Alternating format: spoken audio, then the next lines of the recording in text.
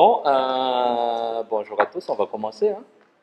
Donc la thématique, on va voir à peu près en 10 slides ce que c'est, enfin, pour moi, ma façon de voir les choses, hein. C'est pas un cours magistral, c'est pour ça qu'on est parti sur un format qu'on appelle dans le jargon workshop. Donc c'est plus de l'atelier. Donc un atelier, c'est quoi? C'est quelqu'un qui raconte sa façon de voir les choses, ses vécus, et je donne mes tips par rapport à ce que je sais. Et c'est pas une vraie vérité absolue, c'est ma façon de voir les choses. Et aussi, tout ce que je partage, en fait, ça vient de mon expérience personnelle, mes vécus. Ok. Je sais, enfin, j'encourage les gens à lire, mais je suis un très mauvais lecteur, donc je lis genre un livre tous les 6 mois, et c'est pas assez. Enfin, quand je vois, il y en a d'autres qui font beaucoup plus. C'est, je suis relativement, enfin, disons que je suis un mauvais lecteur. Donc, on va voir ça en quelques slides. Et moi, ce que je propose, c'est de commencer d'abord par me présenter rapidement. Donc, je suis Prosperin Saloun. Je suis, enfin, on dit entrepreneur, mais c'est un grand mot. Mais en tout cas, je vis des entreprises. Okay. Je crée des entreprises et je suis ce qu'ils appellent un gérant salarié, peut-être on peut appeler ça. Et je vis de ça. Et c'est un peu aussi ma passion. Je crée des entreprises, je participe à des entreprises des autres, j'aide les gens à monter leur entreprise. C'est pour ça qu'ils disent business coach, c'est plus comment, bon, il y a des gens par exemple qui ont déjà des entreprises, comment optimiser, comment améliorer. Parce que quand on a une entreprise, l'objectif en fait c'est de la rendre la plus performante possible. Okay. Donc voilà, je suis père de 2 enfants. En termes d'expérience, je suis issu du milieu financier à la base. Donc voilà, après 5 ans de cabinet comptable, audit, commissariat au compte et tout ça, j'en avais marre et je me suis lancé. J'ai lancé ma première entreprise en 2001. Je me suis cassé la gueule. Et puis j'ai repris les études. Et après, je me suis relancé. Bon, après, j'ai fait. Actuellement, je suis connu plus dans les services, mais j'ai aussi des participations dans d'autres entreprises. Donc voilà. L'objectif de ce qu'on fait aujourd'hui, en fait, c'est un peu comprendre c'est quoi les enjeux. Quand on fait du management à distance ou diriger à distance, c'est pas pareil comme quand on est là tous les jours, on se voit, on ressent ce que les gens font. Quand ils sont absents, on sait tout de suite. À distance, c'est un peu différent. Et l'avantage, c'est qu'on vit dans un ère, en fait, qui a beaucoup évolué.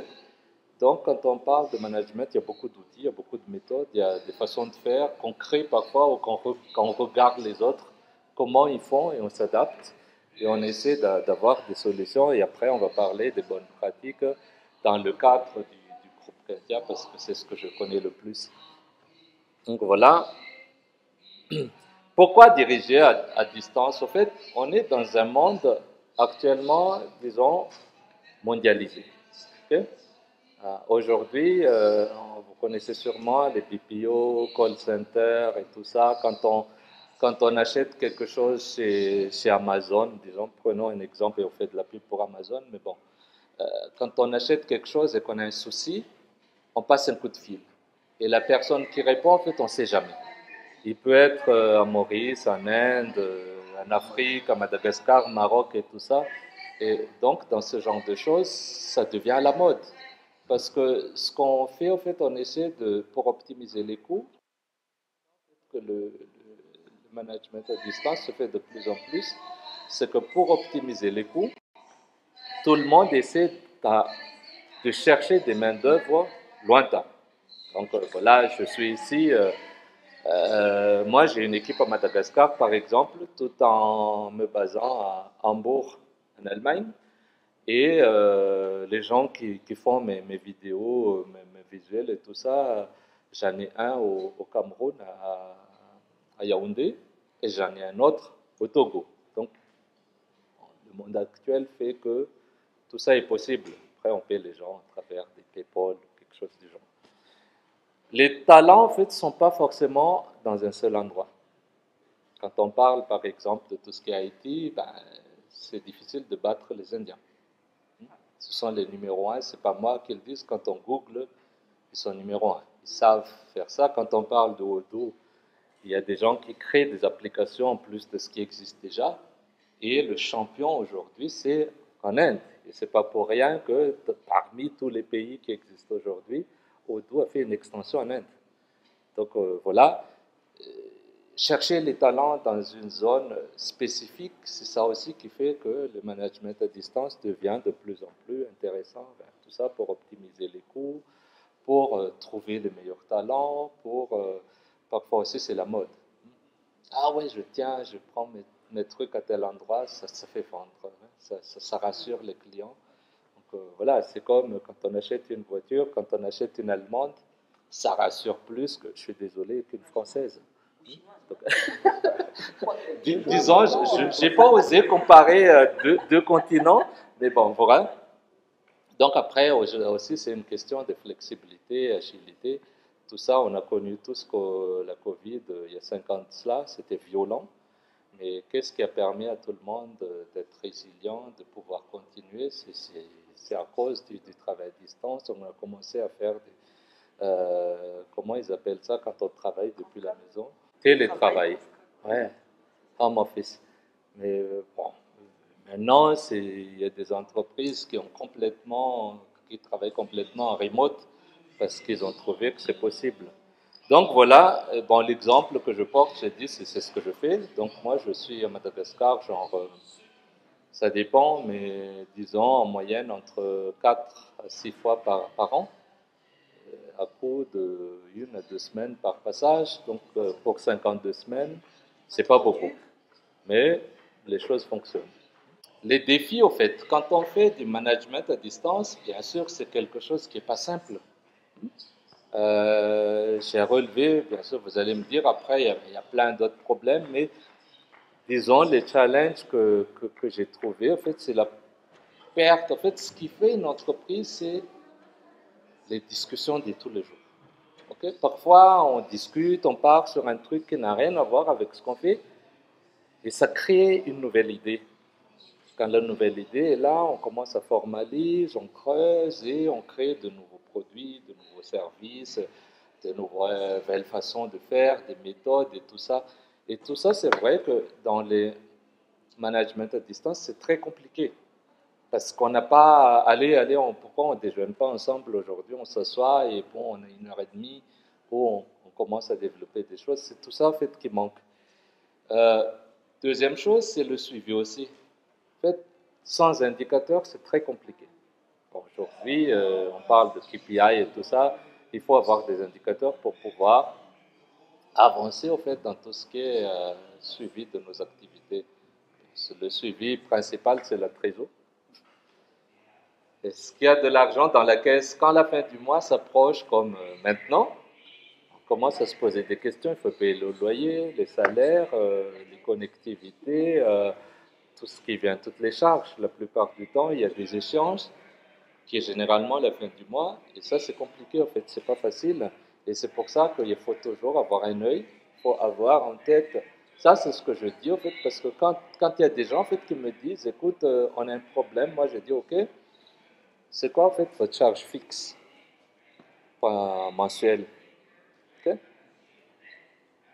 Si les gens n'arrivent pas à répondre alors qu'ils ont une entreprise, ça devient difficile. Parce que ça, c'est la base.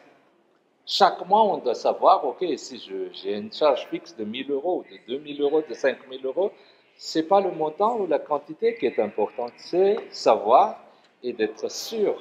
On doit être sûr que ça soit disponible avant que la fin du mois arrive. Parce qu'après, bon, ici, c'est vrai que à Madagascar, on est dans un environnement où les pénalités, les retards et tout ça sont encore acceptés. Okay? Dans d'autres, disons, zones géographiques, comme si je prends l'exemple de l'Allemagne, s'il y a le manque, comme ils disent, les relances et tout ça, si ça arrive et qu'on ne paie pas à temps et que voilà, l'agent de recouvrement vient, il n'y a pas d'argent dans la caisse, tu peux être, comment dire, déclaré faillite, incapacité et ça c'est très dangereux. Parce que quand ça arrive, ben, on ferme boutique. Okay? Donc, indicateur par rapport aux finances, indicateur parce que quand on fait une entreprise, il faut qu'on ait aussi un plan. Okay? Je vais vendre combien chaque mois. On a des objectifs. Okay? On a un plan de développement. Si on fait 100, ben, l'idée c'est de passer à 120, 130 dans les mois qui suivent. Parce que si on reste à 100, on stagne. Et après, on est bouffé par les 10% de, comment dire, d'évolution de la coût de la vie. La fameuse inflation, effectivement. Donc, c'est tout ça, et tout ça, en fait, c'est parfois difficile, en fait, parce que si on n'a pas un outil, généralement, les gens, ils se rendent compte trop tard, genre après 3 mois, après 6 mois, et c'est très difficile de remonter la pente. Par contre, quand on est présent, ça va plus vite. Quand on ne vend pas, on sent avec l'équipe, quand on fait des points hebdo, on demande le nombre de prospections, enfin, les qualités de prospecter et des prospects aussi, le nombre de ventes, les volumes, mais surtout aussi le prix, tout ce qui est recette, c'est plus facile quand on est là. Mais quoique, c'est toujours possible. Troisième point, c'est le risque d'isolement. Une équipe, en fait, quand il se sent seul, il ne se sent pas aidé, c'est très dangereux. Parce qu'il se tourne parfois il perd l'intérêt de l'entreprise, du travail. Et je ne dis pas que tout est toujours rose. Hein. Depuis 2000, on a mis pas mal de gens en remote, 100%, parce que, ah ouais, j'ai un enfant, ça m'arrange. Et quand on envoie, parfois on se rend compte qu'après 3 mois, ben, elle n'a rien foutu. Et ça, c'est très difficile. Si elle était au bureau, ça aurait été plus facile. Mais comme elle n'y est pas, et c'est pour ça que avoir des outils de suivi, tout ça, c'est toujours très important. Dernière chose, c'est les différences culturelles et les fuseaux horaires. Aujourd'hui, ici, par exemple, à Tana, il y a beaucoup d'entreprises canadiennes qui... Bonjour. Vous allez nous rejoindre? Oui. Ben, allez-y. Prenez place. Hein. Vous avez déjà les paiements avec vous? Oui. C'est 100 € la participation. Je crois que vous les billets. Vous n'êtes pas sérieux là?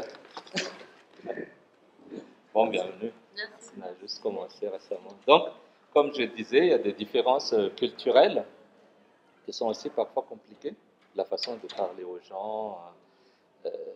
Je sais, nous par exemple, nous malgaches, avant de faire un truc, on tourne en rond d'abord avant d'aller. Ouais. Alors qu'en Europe, tac, voilà, dire non, c'est toujours très difficile. Donc ça prend aussi du temps, parce qu'il faut amener l'équipe à être dans notre philosophie, et surtout la gestion du temps. Quand je suis en déplacement, par exemple, je trouve déjà, quand je suis en Allemagne, bon, ça va, on a 1 heure de différence, mais quand je me déplace, soit aux États-Unis, soit au Japon, là, ça devient autre chose. On a tout de suite 8 heures, et quand j'ai fini ma journée, je vais aller au lit à 23 heures ou à minuit. Ben, ici, ils sont 8 heures du matin. Donc, si j'ai un truc urgent à faire passer dans la journée, il faut que je prenne le temps de discuter avec eux, genre à minuit ou à 1 heure du matin, ce genre de choses, en fait, n'est pas toujours facile. Mais ça fonctionne. Pour preuve, il y a beaucoup d'entreprises canadiennes, en fait, qui font travaux, qui délocalisent tout ce qui est, je ne sais pas, des travaux de, comment ils appellent ça, assistance virtuelle. À Madagascar, il y a des gens qui font la comptabilité canadienne parce que c'est un système anglo-saxon, mais facile à apprendre, surtout du côté de Québec et tout ça, qui sont francophones. Ça nous facilite la vie et tout ça fait en sorte que, ce sont des preuves que ça peut quand même fonctionner. Un peu compliqué parce qu'on doit ajuster certaines choses, mais ça fonctionne. Pour nous, chez Kentia, en fait, moi, il y a 2 choses en fait que je retiens et que j'aimerais partager avec vous, c'est que bien sûr, on ne va pas parler avec les 50 personnes chaque semaine, parce que quand on commence à discuter avec un manager, ça prend généralement 1 heure. Okay? On a mis des formats de quoi on parle, parce que c'est pas un freestyle. Okay? Quand on vient, bon, bien sûr, L'introduction, c'est toujours est-ce que tu vas bien, ok, et la famille et tout ça, parce que ça a un impact sur le travail. Si son enfant est malade, bien sûr, la personne ne peut pas être concentrée. C'est tout à fait normal. La tête est toujours là-bas et je préfère que les gens, quand ils ont un problème, ils se lèvent, ils rentrent chez eux, que de rester au bureau. Ça ne sert à rien. Deuxième chose, c'est que le style de management aussi chez nous, c'est plus dans les résultats. Donc on ne piste pas les gens. Chez nous, en fait, on a des badges, mais c'est pas pour, pas badge, mais le fingerprint, comment ça s'appelle, empreinte digitale. Mais c'est pas pour savoir à quelle heure il est venu. Mais ça rentre dans le salaire parce qu'on a un système de repas, ticket repas. C'est-à-dire quand la personne est présente. Quand la personne est présente, il a son ticket repas de la journée. Même s'il travaille, mais il travaille depuis chez lui, ben, le ticket saute. C'est comme ça le système. Donc ça nous permet quand même voilà, de les encourager à venir, même si on a un système de home office, de télétravail. On est assez souple sur ça. Et ouais, comme je disais, en fait, par semaine, quand on fait la visio, on a déjà un format, en fait, c'est une espèce de checklist. Hein, ok. Je commence toujours par la trésor. Combien on a en banque, combien on a en caisse, combien on a dans tous les outils MVO, la Orange Money, Airtel Money, tout ça, pour savoir où est-ce qu'on en est, si on n'est pas encore mal. Donc ça, la température de l'équipe, est-ce que l'équipe est toujours motivée, qu'est-ce qui se passe, ok. Après, les plans de la semaine, qu'est-ce qui devait être fait la semaine prochaine, est-ce que ça a été fait ou pas. Okay. Après, on passe à la prochaine semaine. Si c'est fait, c'est bien. Comment on fait pour le next step? Si c'est pas fait, ben pourquoi? Et on essaie de ajuster certaines choses et d'en discuter. Et après, pour la semaine prochaine, et puis on laisse toujours un petit temps en dernier pour discuter de qu'est-ce qu'on peut faire en fait. Ne serait-ce que partir en vacances, faire des choses qui sont pas forcément, qui n'ont pas été prévues dans notre plan d'action depuis le début de l'année. Ça, je fais sur 52 sur 52. Donc, bien sûr, quand la personne n'est pas là, il y a toujours un intérim. Et je fais la réunion avec l'intérim. Je sais qu'un intérim n'a pas les mêmes informations que la personne qui tient le poste de manière générale, mais je sais toujours parce que, voilà, si la personne est amenée un jour à ne pas être là, ben, il faut que l'intérim soit prêt. Okay. Et ça doit être pareil aussi pour moi. Si je rentre ce soir, l'avion tombe, bon, avec les vieilles appareils d'Air France, il ne faut pas que la société s'arrête. Il faut que ça continue. Donc, c'est ça, anticiper toujours. Important. Donc, voilà un petit visio qu'on fait soit sur WhatsApp, soit sur FaceTime, enfin, généralement, on utilise les deux. Et après, plus ce qui est sur Odoo. Les ventes, le nombre de prospects dans le CRM, enfin, des tas de petites choses qu'il faut suivre en fait chaque semaine. Et voilà, en 1 heure, on arrive à faire le tour et à être prêt pour la semaine. Est-ce qu'il y a des questions jusqu'ici? Qu'est-ce que c'est qu'un tir? Bon, nous en gros, en fait, c'est ça. Kentia, le mot carrément? Bah non, pas le mot, mais Ah, qu'est-ce que vous faites? ok. En On n'a pas eu fait, le temps de lire. nous, on fait ce qu'on appelle des services aux entreprises. Donc, c'est quoi l'idée à la base? En fait, c'est de faciliter la vie des entrepreneurs, surtout au moment des démarrages, parce que les entreprises sont amenées à évoluer. Et pour moi, une entreprise qui nous quitte, c'est une réussite. Parce que, voilà. Parce que l'idée, en fait, quand les gens viennent, ils créent leur entreprise. Après, on fait aussi d'autres services comme on offre des bureaux. Si on regarde un peu ici, tout ce qui est démarrage, on fait des, des démarches administratives de création. On offre des possibilités de domicilier son entreprise chez nous. On a aussi des espaces de coworking. Okay. Donc après, les gens, ils commencent à se développer. Après, on fait des conseils et on tient aussi la comptabilité parfois pour certaines sociétés. Ça, il y a de plus en plus. Et quand on tient la comptabilité, les gens demandent aussi généralement la RH. Donc, on fait beaucoup de RH, recrutement, mais surtout gestion de paie. Et après, on fait, ça c'est un peu cette partie, après on offre des solutions presque, c'est pas encore 100% digitalisé, mais tout ce qu'on fait pour les clients, en fait, c'est à travers Odoo. On leur donne un accès, ils voient ce qui se passe, leur comptabilité, au fur et à mesure qu'on fasse entrer les données, ils peuvent voir en temps réel. Donc voilà. Sinon, on fait aussi de la formation. On a fait, ça c'était un peu par hasard, parce que c'était pas dans le pipeline au début, mais c'est à force de discuter avec les gens nous faisaient des demandes, et moi j'ai dit juste, on essaie d'abord, et j'aimerais avoir un retour sur la qualité, et après on a fini, et en 2014 on a fini par monter notre entreprise de formation qui est toujours là. Et on fait du marketing aussi. En fait, c'était notre, parce que moi je suis quelqu'un qui aime vivre l'expérience de ce qu'on fait. Donc, Intia, jusqu'en 2019 ou 2018, 2019, tous nos trucs marketing, en fait, ont été externalisés chez Taralit. Donc, un jour, après, la boîte avec, à qui on a tout confié, a dit, ah, bon, la patronne, en fait, a eu une très belle opportunité. Elle voulait fermer la boîte. On s'est dit, bah, où est-ce qu'ils vont, en fait, les gens qui travaillent là? En fait, la solution la plus simple, c'est d'avoir racheté la boîte. Donc, j'ai racheté la boîte avec les gens qui étaient dedans et c'est devenu une partie de notre société. C'est comme ça qu'on a fait.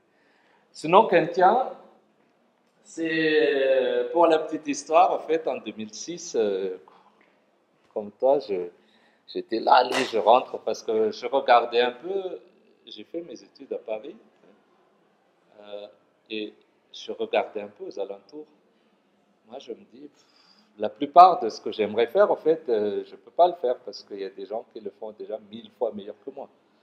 J'ai dit, bon, écoute, déjà, j'ai pas la peau qu'il faut, ok? J'ai, j'ai pas l'expérience, j'ai pas le nom. J'ai dit, bon, en fait, le plus simple, c'est qu'il y a un marché qui est quasiment vierge, Mada. Donc, moi, j'ai dit, dans le temps, c'était FTHM, enfin, ils sont toujours là. Après, on n'est pas sur les mêmes niches, hein, mais moi, je me suis dit, il y a quand même quelque chose à faire là. Et c'est comme ça que je suis rentré en 2006 pour monter Kentia. Et au moment où je voulais monter la boîte, en fait, le nom dans ma tête, c'était Elite. Je ne sais pas pourquoi. Et bon, heureusement, je l'aurais recruté, je pense, parce que Elite, ça fait un peu, je sais pas, ouais. Et puis, il y avait Elite GSM. Moi, j'ai dit, bon, il n'y a pas. Et entre-temps, j'ai été amené à voir un ami au Japon. Et dans ma chambre d'hôtel, il y avait une palmier, genre un palmier. C'est un peu comme ça. Et il y avait une étiquette en fait sur le palmier, le nom du palmier, et ça s'appelle Kentia. Moi j'ai dit tiens, c'est comme une question en fait, c'est comme Kentio, Kentia, si on parle anglais. Et c'est comme ça, j'en ai parlé à quelqu'un dans l'hôtel, enfin, une américaine qui travaille pour une ONG. Parce que quand on est dans l'hôtel, en fait, on est seul, on s'ennuie. Et on parle parfois avec des inconnus, on s'échange. Et c'est là où elle m'a dit, écoute, ça sonne bien. Moi, j'ai dit, bon, c'est validé alors. On prend ce nom. Et c'est comme ça. Ça va jusqu'ici? Oui. Ben, vous pouvez me tutoyer, pas de souci. Donc, tu as parlé des résultats sur les tâches, là. On parle encore de le premier sujet. Hein. Parce que moi, j'essaie de faire ça à Madagascar et c'est compliqué. Hein. Parce que bon, j'essaie de mettre un indicateur, un truc pour indiquer combien tu as fait aujourd'hui. Mais c'est compliqué, c'est jamais juste. Vous êtes dans quel domaine? Je suis dans le tourisme, donc bon, ah ouais. opérateur. Ok. Et puis bon, il y a aussi la côté c'est compliqué. Il y a beaucoup trop de détails dans le puis, tourisme. Vraiment pour mesurer, pour avoir un indicateur, tu as fait combien dans cette demande, t'es où Checklist? On a fait une checklist. Et c'est vraiment, j'essaie maintenant de trouver d'abord pour mettre dans la tête de mes collaborateurs qu'il faut un indicateur une clé pour mesurer. Et ça, c'est déjà très compliqué. Ouais. En fait, on peut pas. Première règle, c'est qu'on ne peut pas forcer les choses. Ça, il faut toujours partir du principe que pour pouvoir bien faire, il faut l'adhésion de tout le monde. Parce que c'est ça, en fait, le challenge de la digitalisation. On en a fait des outils. Hein. Avant d'arriver chez Odoo, on a utilisé Trello il y a très longtemps. Rien à faire. On a mis en place Asana. Rien à faire. On a fait des tas de choses. Slack. Après, on est parti sur la comptabilité d'abord, des choses simples. Et on avait beaucoup de papiers, checklist. Et au fur et à mesure, en fait, quand je leur ai dit, tu sais, le papier là, si on met dans le système, ça peut fonctionner. On a fait des tests et ils commençaient à aimer ça. Je pense que le temps aussi peut-être jouait un rôle parce que les gens n'étaient pas encore prêts en 2017-2018. Il fallait l'électrochoc du Covid, mais après ça marche. Dans les voyages, en fait, moi je pense que l'indicateur premier, c'est parce qu'il y a un circuit, en fait, si on prend ça rapidement, c'est comment on vend les voyages. On fait pas, viens, on fait pas de prospection. C'est impossible. Parce que on ne peut pas prospecter 8 milliards de personnes. Okay? Ce qu'on fait, en fait, c'est mettre en place une vitrine et c'est les gens qui viennent chez nous. Okay? Les gens, ils regardent dans les sites web, ils regardent dans les réseaux sociaux. Nous, c'est un peu différent. Oui. Parce que nous, on travaille B2B. C'est pas B2C. Dans le B2B, il faut faire des prospections. Non. Parce qu'on travaille déjà avec des opérateurs en Europe, aux États-Unis. Et c'est eux qui font tout ce qui est prospection. Qui vous donnent déjà les clients. Donc, quand le client est là et après c'est là que ça stagne. Oui. Non, mais déjà pour faire tout ce qui est préparation, opération, tout ça. Donc il y a déjà un truc avant et puis après, En amont, ouais. Et c'est ça, bon, j'ai du mal jusqu'à maintenant à trouver des indicateurs.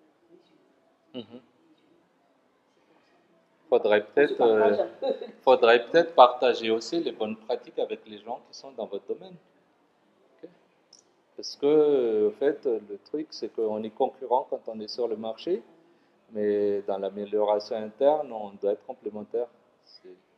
Mais à Madagascar, la digitalisation, surtout, c'est pas encore tout à fait très court. Tout est encore manuel. Ouais. Est-ce que vous avez mis en place des KPI Mais c'est ça la difficulté. Là. Parce qu'il faut avoir quoi mesurer. Ouais. Parce que tu peux mettre pied plat partout, mais c'est ça. Qu'est-ce que tu vas mesurer? En fait, on ne doit pas tout mesurer d'abord. Parce qu'il faut que ça aille petit à petit. Donc, il faut partir du principe quels sont les éléments les plus importants. En fait, qu'est-ce qui est important? Le plus important, en fait, c'est que le client soit répondu à temps. Ça d'abord, qu'il ait sa réponse. Deuxième chose, c'est que par rapport au devis, par rapport à la proposition, ce qu'elle accepte. Voilà. Et après ça, l'organisation. Donc, à chaque étape, il faut voir des KPI 2 ou 3 maximum, parce que si vous bombardez les gens qui n'ont jamais été habitués avec des multiples choses, ça ne marche pas. Donc, il faut y aller vraiment petit à petit. Le taux de conversion, en fait, le plus important, c'est que, déjà, suivre le taux. S'il y a 10 demandes, combien ont accepté? Est-ce que chaque mois, on garde le même rythme? Et surtout, c'est l'étude de satisfaction client. C'est-à-dire que, à ce moment déjà, s'il accepte, on demande à la fin s'il a été satisfait ou pas de son circuit, qu'est-ce qu'il aimerait encore améliorer. S'il y en a 2-3 questions, hein, parce que si vous envoyez une fille 50 questions, les gens ne vont jamais répondre. Deuxième chose, c'est que les gens qui ont dit non, poser des questions très simples. Pourquoi? Est-ce que c'est le prix? Est-ce que c'est le programme? Est-ce que c'est le timing ou il y a carrément autre chose et ils remplissent? Ok, on continue un peu. En fait, moi, j'aimerais partager quelques outils. En fait, je dis outils indispensables, mais bon, ça dépend. Pour moi, c'est indispensable. Mais je les ai regroupés en quatre. Tout d'abord, c'est l'outil de collaboration. Nous, ce qu'on utilise, enfin, pas dans toutes les sociétés, parce que vous savez, maintenant en Europe, il y a les protections des données. Donc, il y a certains groupes ou sociétés européennes qui n'acceptent pas Google. On doit travailler sur Microsoft. Donc, c'est pour ça qu'on a, soit pour certaines sociétés, on est sur Google Workspace, qui nous facilite les choses pour les drives, je sais pas, les sheets et tout ça. Et puis, il y a le Google Sheet, je veux dire. Et puis, les mails. Donc, c'est un environnement, un petit environnement fermé qui est sympathique, mais qui n'est pas toujours accepté par les clients. Sinon, il y a le Microsoft 365 qu'on utilise aussi. Après, il y a le suivi des tâches. C'est là que ça commence à être intéressant. Pour nous, personnellement, on est sur Odoo. Donc, on peut faire aussi des checklists manuelles. Mais quand on est à distance, on ne peut pas voir le papier. Donc, il faut que la personne dise, OK, si je prends un exemple, il y a 4 clients dans le pipe, donc il met ça dans le CRM, qu'est-ce qu'il doit faire en premier? Peut-être dire au client, tiens, on a bien reçu, on peut aussi automatiser ça, on a bien reçu votre demande, on les traite, vous aurez une proposition d'ici 48 ou 72 heures, ça dépend. OK. Après, si vous avez des questions, vous revenez vers le client. Après, est-ce que après 48 heures ou 72 heures, ça a vraiment été envoyé? Bien sûr, quand c'est prêt, il faut que quelqu'un valide. Vérification, parce que sinon, on risque d'envoyer n'importe quoi. Vérification, et après, on attend la réponse du client. On lui propose de discuter parfois. Maintenant, avant, en fait, quand on commande un voyage, c'est ça quand l'Internet. Maintenant, tout le monde propose des discussions, soit via WhatsApp, soit via autre chose, parce que les gens ont compris que parfois, il y a pas mal de questions à répondre avant pour que les clients, en fait, comprennent aussi le prix. Parce que le prix, parfois, on se dit pourquoi c'est tel, alors qu'il y a beaucoup de travail derrière, parfois, il faut qu'ils comprennent. Donc voilà, on fait enfin, ce qu'ils appellent les gestions de projet, le timesheet, c'est ça aussi. Parfois, on piste pour faire telle activité, il clique, et quand il a fini, il clique, on sait à peu près, bon, quand on rédige un contrat, ça prend 3 heures par exemple. Maintenant, ça va diminuer un peu peut-être avec ChatGPT, mais il faut faire très très attention parce que, ouais, on fait des recrutements, je reçois des très belles lettres de motivation, donc arrivé l'entretien, moi j'ai dit c'est super, hein, j'ai surligné les 3 éléments importants dans la lettre, moi j'ai dit, quels sont les 3 éléments en fait, que vous avez mis? Allez, bon, dégage, c'est pas bon. Et là, ça ne le fait pas du tout. Bon, il faut quand même avoir un minimum de présence d'esprit. Au moins, si ça a été fait par ChatGPT ou DeepSeek ou je ne sais pas quoi, que tu saches qu'est-ce qu'il y a dedans. Mais bon, vous êtes du côté des entrepreneurs, mais c'est compliqué parfois. Mais bon, ça c'est soit des anecdotes, mais voilà, il y a aussi beaucoup de gens qui utilisent encore très long, hein, et ça fonctionne très bien. Nous, on n'a pas réussi. En termes de reporting, nous, on a ce qu'ils appellent des dashboards, tableaux de bord. Okay. On a une partie de nos sociétés, parce qu'en fait, dans tout ça, on est à peu près sur 13 sociétés et on n'utilise pas tous les mêmes outils. Odoo, presque partout, mais il y a encore d'autres sociétés qui ont des Google, les Data Studio, par exemple, on a laissé comme ça, s'ils aiment ça, bon, pas de souci. Et en termes de communication interne, comme je disais, on utilise beaucoup WhatsApp et FaceTime et email. Quoique moi, j'aime pas trop les mails. Bon. C'est compliqué parce qu'après, il faut toujours regarder. Ouais. L'email, bon, ça garde quand même, il y a la trace. Hein. Oui. Parce que nous, c'est très important la trace, puisque bon, on envoie un truc. fait par WhatsApp alors que par email. Dès qu'il y a quelque chose, donc vous avez vu, vous avez reçu l'email. Mais aujourd'hui, on peut mettre tout ça dans des ERP, que ce soit Odoo, que ce soit... Parce qu'au fait, comment ça se passe quand on a un CRM? Bon, et après, je ne vais pas faire la pub de tous les CRM qui existent, mais il y a beaucoup d'outils maintenant, de CRM, pas forcément Odoo, mais d'autres. Odoo, en fait, comme il fait tout, il ne peut pas être performant partout, ça c'est clair. Okay? Mais il y a des outils comme Dolibar qui sont plus poussés et qui permet, au fait, c'est un open source aussi, en fait, qui permet au fait d'avoir tous les canaux, en fait, quand on a, sauf le téléphone bien sûr, la voix on ne peut pas, mais tout ce qui est écrit, par exemple, on peut rattacher là, il écrit sur WhatsApp, c'est tout de suite rattaché au client, à telle date, il a écrit ça, à tel numéro.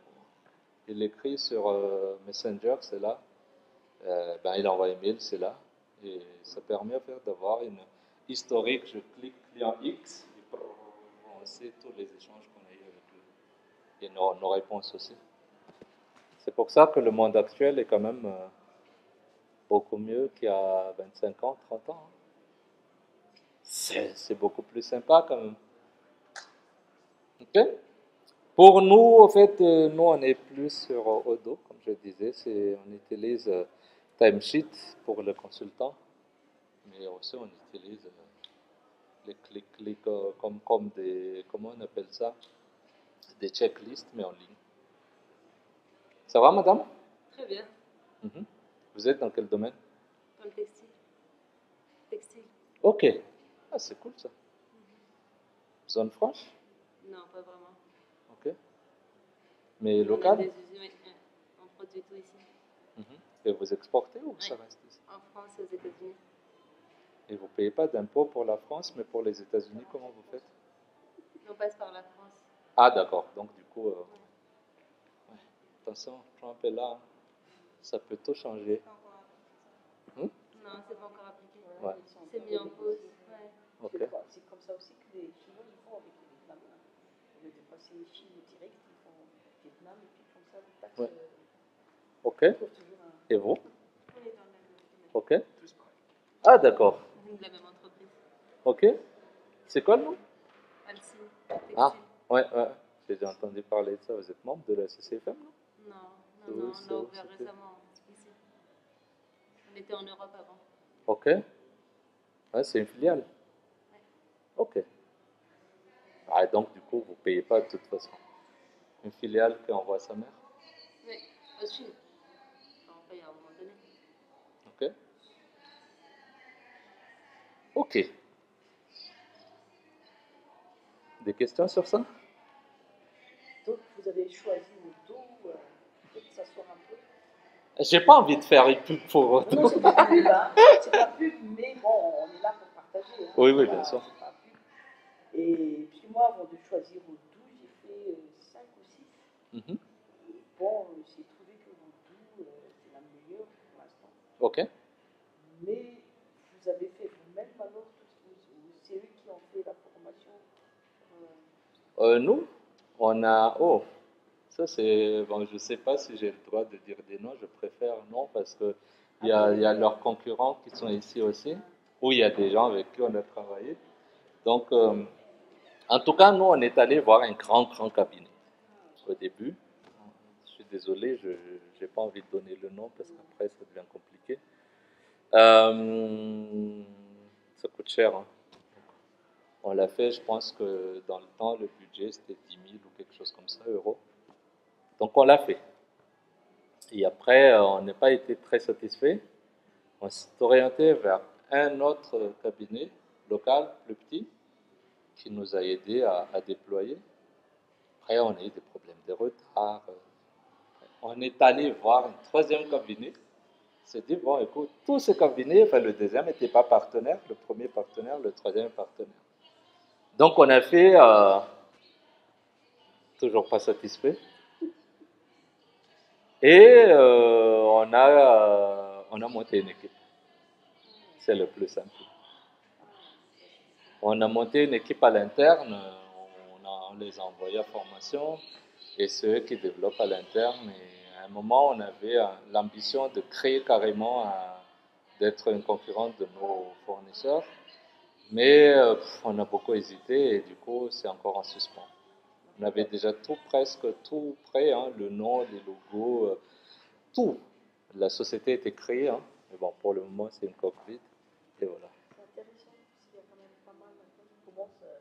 Ouais, mais bon, après, la question, est-ce qu'on va continuer à développer nos trucs à l'interne ou on va faire pour des clients externes? Moi, je pense que Odoo, en fait, c'est quelque chose qui prend beaucoup, beaucoup de temps. Chaque module, chaque chose. Donc, avec nous, aujourd'hui, on a à peu près 15 systèmes en ligne à la date d'aujourd'hui. Si chacun coûte aux alentours de, je sais pas, 3 000 à 4 000 euros, vous imaginez. Donc, c'est pour ça que moi, je ne sais pas si on va offrir aux gens, mais en tout cas, pour le moment, on cuisine nos recettes à l'interne. Ouais. Parce que j'ai eu 4 maintenant, c'est le 5e. Ouais. Et parfois, on a envie de s'arracher les cheveux. On ne peut pas non plus se battre et courir toujours derrière les gens, ça fatigue. C'est time consuming, c'est l'énergie. Ouais. Donc, bon, ça c'est quelques points. Moi, j'ai dit la méthode groupe Rentia, mais c'est pas une grande méthode. C'est plus ce qu'on applique généralement. C'est, voilà, première des choses, c'est quand on est dans une démarche, au fait, de management ou de gérer une équipe à distance, pour moi, il y a 5 points qui sont importants. Le premier des points, c'est clarifier les rôles et les responsabilités. Parce que, comme je disais, les gens à distance, on ne les voit pas tous les jours. Donc, il faut que ce soit, bon, bien sûr, ça ne va pas être à 100%, mais il faut que ce soit autant que possible, comme on dit. On fait des efforts pour que ce soit le plus clair possible. Qui fait quoi, comment, et c'est qui a la responsabilité de quoi, et qui rend compte à qui. Voilà. Ça, deuxième chose, c'est avoir des reportings simples. Nous, en fait, dans notre culture, on aime les trucs compliqués. Ça c'est de manière générale. Quand on demande, moi, je demandais à mon controlling au début, fais-moi un tableau de reporting. Ça lui a pris un mois. Moi, j'ai dit, ouais, le tableau, il est encore en train de le faire. Il m'a envoyé un truc, une machine à gaz. C'est pas possible. 50 onglets. Moi, j'ai dit non. Partons toujours du plus simple. C'est quoi notre objectif? Quels sont les indicateurs qui nous intéressent le plus, au fait? 3, 4. Et après, remonter ça, et quel élément on peut avoir, qu'est-ce qui nous intéresse, et améliorer petit à petit. Mais sans un reporting simple, ou si un reporting déjà prend 3 jours à monter, c'est que c'est pas un bon signe. Donc, mais le reporting doit être un truc rapide et régulier. Fin du mois, on boucle la comptabilité, on boucle les activités. Ben, si le 5, on n'a pas encore du reporting, c'est qu'il y a un problème. Okay?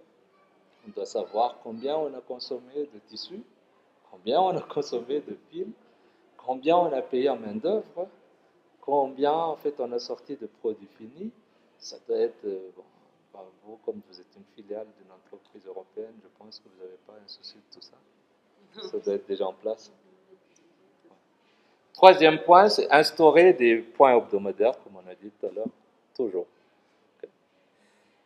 Moi, je pense que il n'y a pas une seule semaine où je n'ai pas fait de points hebdo depuis 2009.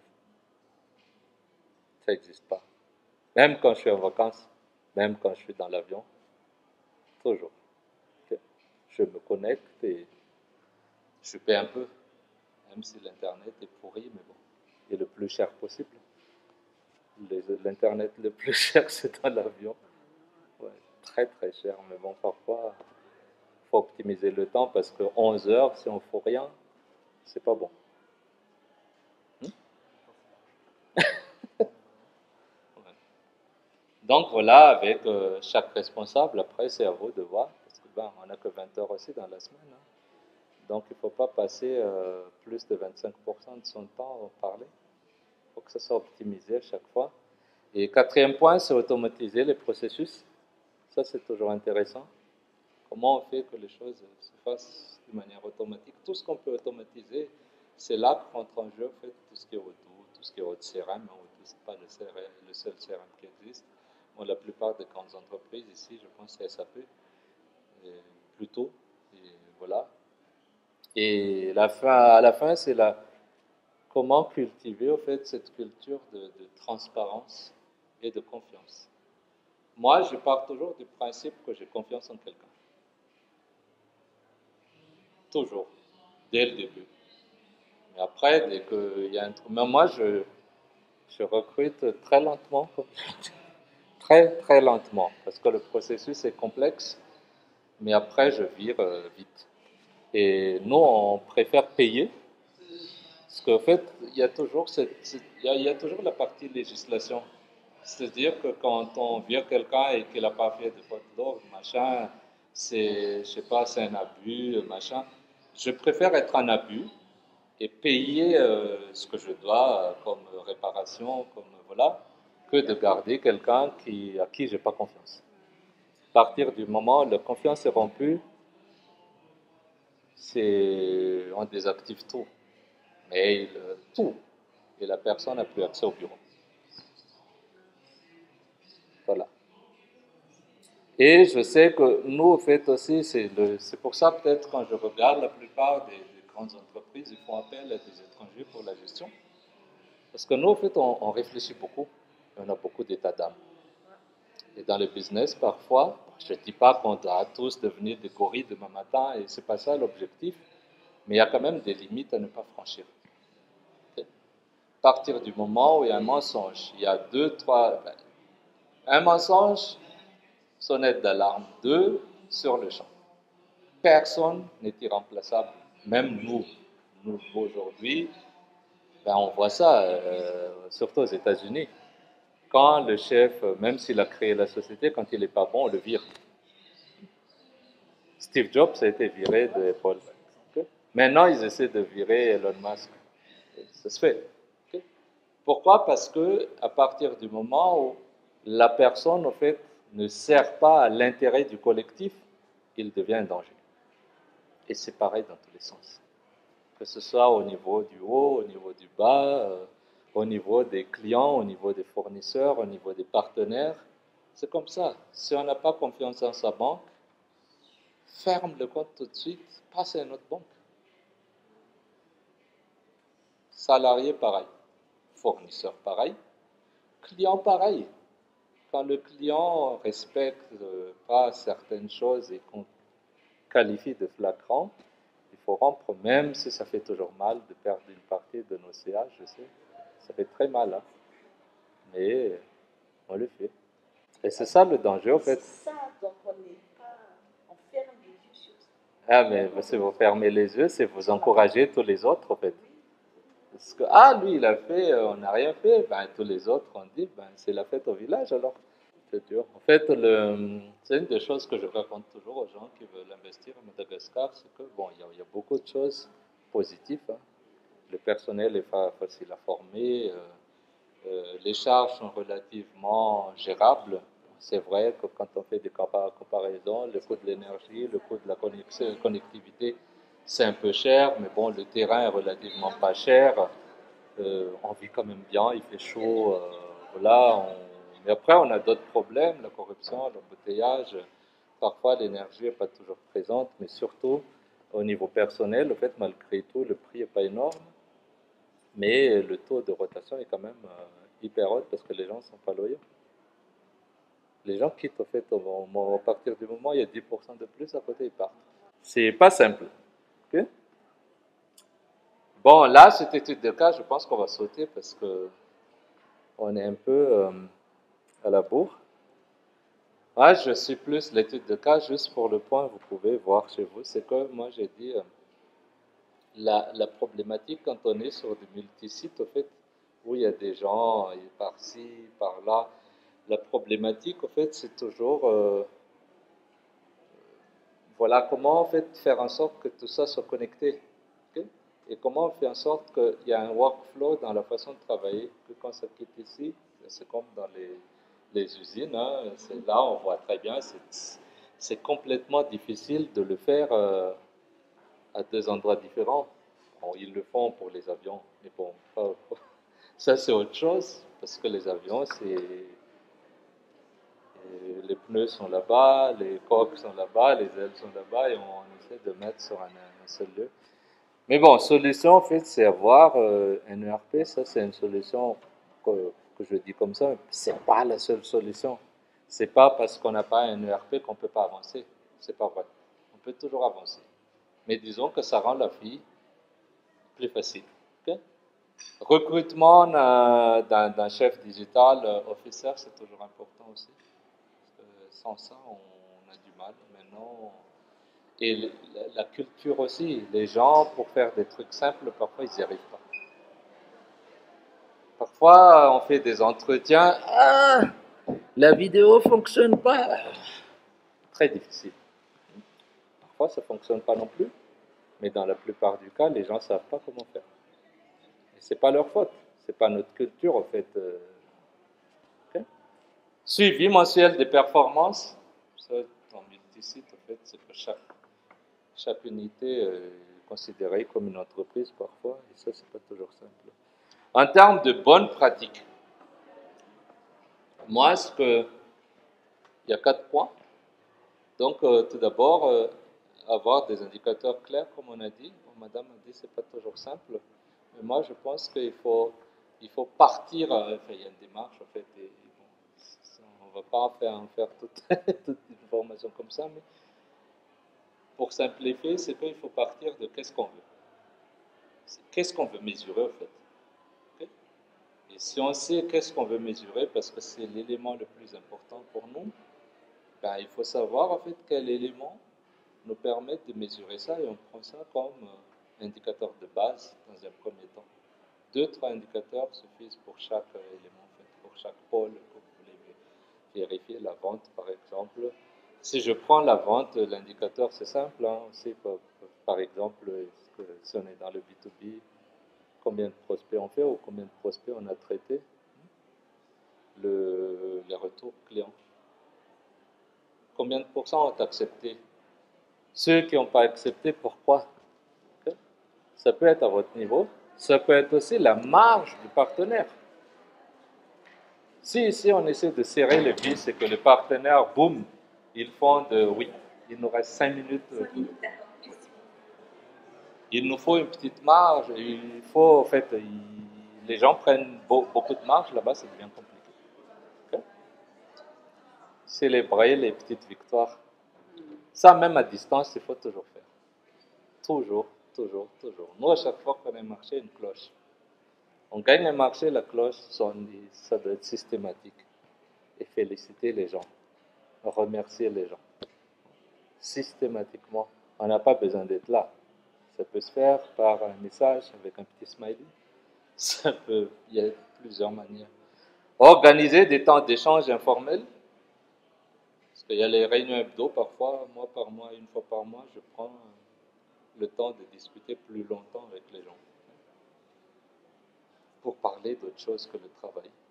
Pour comprendre un peu ce qu'ils font. Quand je passe, j'essaie de dîner, déjeuner avec certains en one-to-one. Et ça permet d'avoir, parce que la température de l'équipe, en fait, on ne peut pas savoir. De loin, c'est très difficile. Il faut que quelqu'un raconte ce qui se passe vraiment et comment il voit les choses, les yeux dans les yeux. Offrir une visibilité claire sur les priorités, ça c'est toujours important. C'est 5 points, on donne 5 points, généralement aucun des 5 n'est fini. Si on dit voilà 5, il faut juste faire le premier, c'est le plus important. Si vous finissez ça, essayez de faire les 4 autres. Généralement, on avance